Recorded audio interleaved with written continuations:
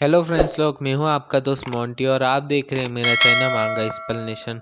तो जो लोग मेरे चैनल पे नए हैं वो मेरे चैनल को सब्सक्राइब कर दें, क्योंकि हमारे 1K सब्सक्राइबर्स जल्दी ही कंप्लीट होने वाले हैं। तो भाई लोग, हमें 200 ही सब्सक्राइबर्स लग रहे हैं। तो किन लोगों के पास एक से ज़्यादा मोबाइल है, क्या आपके घर वालों के पास मोबाइल है जो स्मार्ट है, उसमें भी मेरे चैनल को सब्सक्राइब कर देना, जिससे हमारे 1K सब्सक्राइबर जल्दी से जल्दी कंप्लीट हो जाएंगे। तो प्लीज़ भाई लोग यार, सब्सक्राइबर्स कंप्लीट कर देना। तो एपिसोड को शुरू करते हैं। एपिसोड के स्टार्टिंग में हमें दिखाया जाता है जो सीनन होता है उस पे एक ज़ॉम्बी अटैक करने के लिए आ रहा होता है। और फिर जो डुआंजू होती है वो कहती है कि सीनन ध्यान से, ये लेवल 2 वाला ज़ॉम्बी है। और फिर हमें दिखाया जाता है जो डुआंजू होती है वो अपने स्कैनिंग ग्लास को ऑन करती है और कहती है कि मुझे नहीं लगा था कि हमें एज ऑफ अर्थ वाले सिटी में कोई ज़ॉम्बी मिलेगा, वो भी सेकेंड लेवल का। पर ये सेकेंड लेवल का ज़ॉम्बी है और ये बहुत ज़्यादा खतरनाक है। सब लोग तैयार हो जाओ। और फिर हमें दिखाया जाता है जो सीनन होता है वो अपनी जो शील्ड होती है उसे आगे कर लेता है और सभी के सभी लोग होते हैं वो सीनन की शील्ड के पीछे आ जाते हैं। फिर जो सीनन होता है वो कहता है कि ये हमने हमारा डिफेंस तैयार कर लिया है, ये सेकेंड लेवल की शील्ड ये ज़ॉम्बी नहीं तोड़ पाएगा। और इस शील्ड को मेरे भाई ने बनाया है, तो ये बहुत ज़्यादा मजबूत है। और फिर हमें दिखाया जाता है जो यान्यू होती है वो कहती है कि हम रीलोड अटैक करने के लिए रेडी हैं। और फिर वो बताने लगती है कि जब हम लोग ट्रिप के दौरान आ रहे थे तो हमें 5वें लेवल के 2 ज़ॉम्बी मिले, तो उन ज़ॉम्बीज़ को मैंने ही मारा है और मेरा जो निशाना है वो बहुत ज़्यादा अच्छा हो चुका है जब मैंने उन ज़ॉम्बीज़ को मारा। और फिर हमें दिखाया जाता है कि जो डॉक्टर होती है वो कहती है कि लॉजिस्टिक ट्रीटमेंट तैयार है, तो किसी को भी चोट लगी तो मैं उसे जल्दी ही हील कर दूंगी।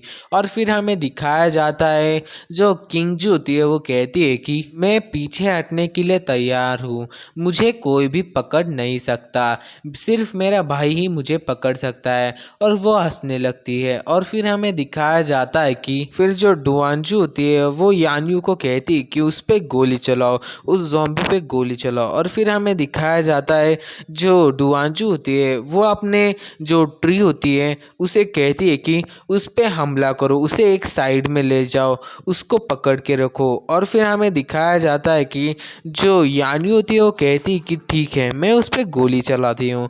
और फिर हमें दिखाया जाता है कि जो यान्यू होती है उसने उसे गोली मार के उसे मार दिया होता है। और फिर हमें दिखाया जाता है कि जो यांगफेंग होता है वो ताली बजाते हुए आ रहा होता है और उन सबको कहता है कि गुड जॉब, आप लोगों ने बहुत ज़्यादा अच्छा काम किया। और फिर जो यांगफेंग होता है वो अपने मन में कहता है कि इन लोगों ने जल्दी ही एक दूसरे के साथ कोऑपरेट करना सीख लिया है, एक दूसरे की बातों को सुनते हैं और अच्छी तरह से काम करते हैं। इन्होंने आधे महीने में ही अपनी जो टीम की जो स्किल है उसे बढ़ा दिया है और इन्होंने अभी बहुत ज़्यादा अच्छा काम किया। और फिर हमें दिखाया जाता है जो किंगजू होती है वो अपने टेलीपोर्टेशन को यूज़ करती हैं और जल्दी से जो ज़ॉम्बी होता है उसके पास पहुंच जाती हैं और उसके अंदर से जो क्रिस्टल कोर होता है उसे बाहर निकालती है और उसे अपने भाई के पास देने लगती है और कहती है कि फैन, मुझे एक वाइट क्रिस्टल मिला है। और फिर हमें दिखाया जाता है जो यांगफेंग होता है वो वाइट क्रिस्टल को देख के बहुत ज़्यादा खुश हो जाता है और जो किंगजू होती है उसके सर पे हाथ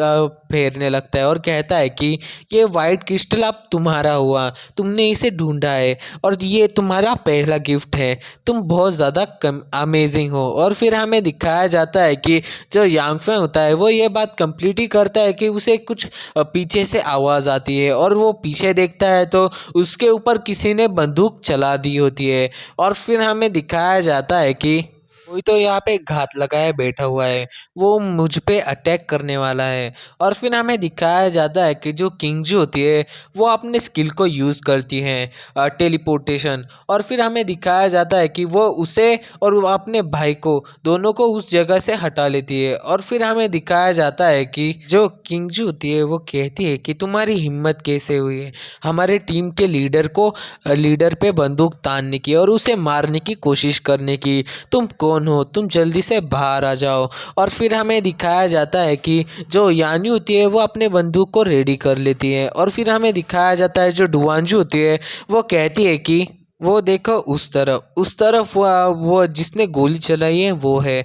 और फिर जो यानी होती है वो कहती है कि ठीक है। और फिर जो यानी होती है वो उस तरफ चली जाती है और फिर जो अपनी गोली होती है उसे चला देती है। और फिर हमें दिखाया जाता है कि वो गोली एक लड़की को लगती है उसके हाथों पे और वो चिल्लाती आ। और फिर हमें दिखाया जाता है जो यानी होती है वो उस लड़की पे अपनी बंदूक तान देती है और उससे कहती है कि तुम कौन हो और तुम कहाँ से आई हो और तुमने हम पे हमला क्यों किया और तुम यहाँ पे बैठी क्यों हो, मुझे इन सभी सवालों के जवाब दो।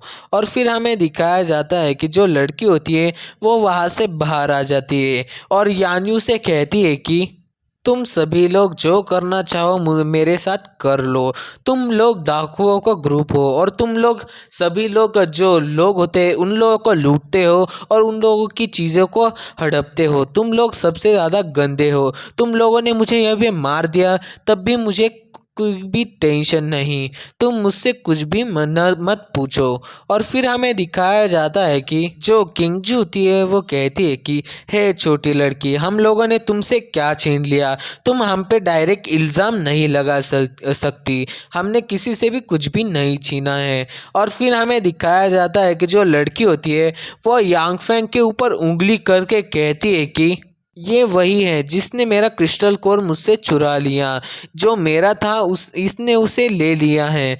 और फिर हमें दिखाया जाता है कि मैंने उस सेकंड लेवल ज़ॉम्बी के लिए 5 दिनों तक वेट किया था। मैंने रोज़ उस पे नज़र रखी थी और वो कब आता था कब जाता था इन सभी चीज़ों के बारे में मैंने पता किया और आज मैं उसे मारने वाली थी। और फिर मैंने उसे मारने के बाद तुम आए और तुमने उससे जो मेरा क्रिस्टल था वो मुझसे छीन लिया और तुमने उस क्रिस्टल को लेके चले गए। और फिर वो लड़की होती है वो रोने लगती है और कहती है कि मैं उस क्रिस्टल से अपनी बहन के लिए मेडिसिन खरीदने वाली थी। उसे बहुत ज़्यादा चोट लगी है और उसकी तबीयत भी ख़राब हो चुकी है। मुझे उसे बचाने के लिए कुछ तो करना होगा और मैं अगर उसे नहीं बचा पाई तो मैं अपने आप को भी कुछ तो कर दूंगी। मैं भी अपने आप को मार दूंगी। मैं इस ब्लेम के सहारे नहीं जी सकती क्योंकि मैं एक यूज़लेस हूँ। इसकी वजह से मेरी बहन मर गई। और फिर हमें दिखाया जाता है कि जो यान्यू होती है वो यांगफेंग से कहती है कि मुझे लगता है कि ये झूठ नहीं बोल रही है। क्या ये शायद यहीं पे ही रहती होगी। और फिर जो यान्यू होती है वो कहती है कि यांगफेंग हमें उसकी लाइफ बचाने के लिए हमें उसे एक काम देना चाहिए। वो हमें गाइड करेगी और हम उसे कुछ ग्रे क्रिस्टल दे देते हैं जिससे कि उसका फ़ायदा हो जाएगी और उसकी बहन को हम बचा सकेंगे। और वो इस जगह को हमसे बहुत ज़्यादा अच्छी तरह से जान सकती है और वो हमें बता सकती हैं कि कहाँ पे हमारे जो लोग हैं, जो मेरे पापा है मम्मी है, वो कहाँ पे है, ये सब कुछ वो बता सकती हैं। हमें उसे यहाँ पे गाइडेंस ही लेनी चाहिए। हम उसे कुछ ग्रे क्रिस्टल दे देते हैं। और फिर हमें दिखाया जाता है कि जो यांगफेंग होता है वो अपने मन में कुछ सोचने लगता है और कहता है कि उसने कहा कि उसकी एक बहन भी है। और फिर जो यांगफेंग होता है वो कहता है कि इस पृथ्वी शहर से 2 सुपर ह्यूमंस थे। जो पहली वो दोनों भी बहनें थी और उन दोनों के पास आग और पानी की पावर्स थी। उनके पास फायर और वाटर की शक्तियाँ थी और वो दोनों बहुत ज़्यादा पावरफुल थे। शायद वो उन दोनों में से ही एक है। और फिर हमें दिखाया जाता है कि जो यांगफेंग होता है वो उस लड़की को अपने पास बुलाता है और कहता है कि तुम्हारा नाम क्या है। और फिर हमें दिखाया जाता है कि जो लड़की होती है वो कहती है कि मेरा नाम ज़ी जियांगवांग है और मैं तुम्हारे सामने मौत की भीख नहीं मांगूंगी। तुम्हें मुझे मारना है तो तुम मुझे मार सकते हो, मैं तुम्हें कुछ भी नहीं कहूँगी। और फिर हमें दिखाया जाता है यांगफेंग को जो अपने मन में कहता है कि मेरा अंदाज़ा सही था, यह तो वही है, पर ये बहुत ज़्यादा घमंडी है और बहुत ज़्यादा अजीब भी। और फिर हमें दिखाया जाता है कि जो यांगफेंग होता है वो से पूछता है कि क्या तुम्हारी बहन को ची चिजियांग यू कहा जाता है क्या। इनके नाम बहुत ज़्यादा डिफ़िकल्ट है तो इनको मैं एक शॉर्ट फॉर्म दूंगा बाद में बता दूंगा कि मैं इनको क्या नाम दूँगा। जब इन दोनों लड़कियाँ सामने आ जाएँगी तो मैं इन लोगों को शॉर्ट फॉर्म दे दूँगा, जिससे इनको नाम लेने में तकलीफ नहीं होगी, क्योंकि इनका नाम बहुत ज़्यादा हार्ड है। और फिर हम आगे बढ़ते हैं और फिर हमें दिखाया जाता है कि जो लड़की होती है वो कहती है कि तुम उसका नाम कैसे जानते हो? तुम मेरी बहन को कैसे जानते हो? इन लोगों की बातें चल रही होती है, तभी हमें यान्यू को दिखाया जाता है, जो अपने मन में कहती है कि यांग फैंग को इसकी बहन का नाम कैसे मालूम है? ये तो कुछ समझ में नहीं आया।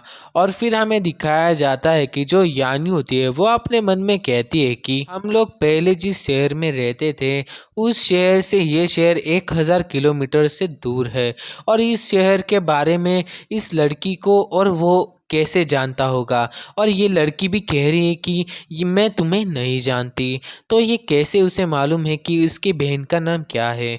और फिर हमें दिखाया जाता है जो यान्यू होती है वो यांग फैंग के बारे में कुछ सोचने लगती है और कहती है कि यांग फैंग ने हमसे बहुत सारी बातें छुपा के रखी है, वो हमें कब बताएगा कि उसे इन सभी चीज़ों के बारे में कैसे मालूम है। यान्यू होती है वो ये सब कुछ अपने मन में सोच रही होती है, और तभी हमें दिखाया जाता है जो यांग फैंग होता है वह अपने मन में कहता है कि मेरी पिछली ज़िंदगी में ये दोनों लड़कियां 8वें लेवल तक पहुंच चुकी थी, और ये दोनों एक साथ जब लड़ती थी तो जो 9वें लेवल के जो मतलब लोग हैं ना, जो इनके साथ फाइट करने के लिए आते थे, वो इनके सामने टिक ही नहीं पाते थे, ये उन लोगों को आराम से हरा देते थे। और फिर हमें दिखाया जाता है जो यांग फैंग होता है वो अपने मन में कहता है कि ये दोनों इतने ज़्यादा ताकतवर थे, तो इन लोगों को मेरी टीम में होना ही चाहिए।